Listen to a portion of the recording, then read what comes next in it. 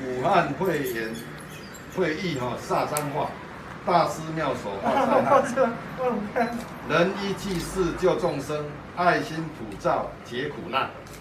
蔡文瑞医师，防疫有功，功德无量，后写成解。来。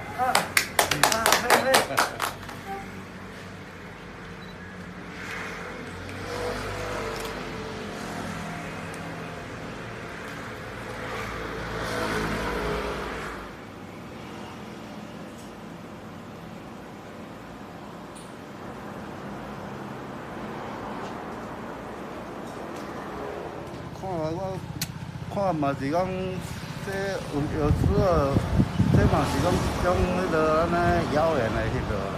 所以你嘛是相信蔡医师嘛，对吧？对啊，因为顶的迄个我就来看一撮，啊今日来算有较好迄个，今日过来看下咧。啊，都拄着陈立辉的。关于那个武汉肺炎这一次煞脏话。那当然就是说有一些不幸的事件，我们感到非常难过。那当然也对那个白牌的计程车司机也向他表示哀伤那但是对蔡文瑞医师他本身的努力，我今天专程来向他表示肯定，因为他第一时间发现那个白牌司机他本身他的病情比较特殊，比较严重。那所以说他马上第一个时间就把他转诊到血管基医院去。那所以说才导致于这一次。在我们彰化不会造成很大的一个风暴，那所以说对于蔡文瑞医师，他本身他的医术高超，他本身对整个彰化所有的疫情防控的贡献，我今天专程来向他表示肯定。那也期待大家一定要相信蔡文瑞医师的医术，因为一路走来我对他的了解他本身事实上是一个人心仁术而且本身对于整个所有的一些。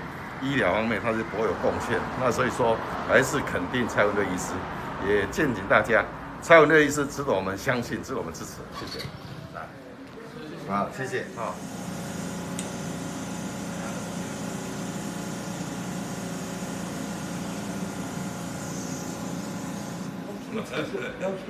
我你嘛委屈啦，你嘛委屈啦。我啦，事实上，我分析整个所有的这一次的情况当然啦，不讲你嘛用第一时间。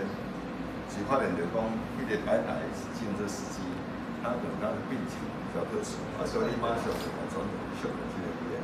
那秀兰基医院他处置的非常好，他们马上就把他收拢以后，就到那个所谓的羁押病房。那所以说这样才能够让我们彰化这个疫情不会扩张的那么严重。所以你要信团的，当对咱就要讲。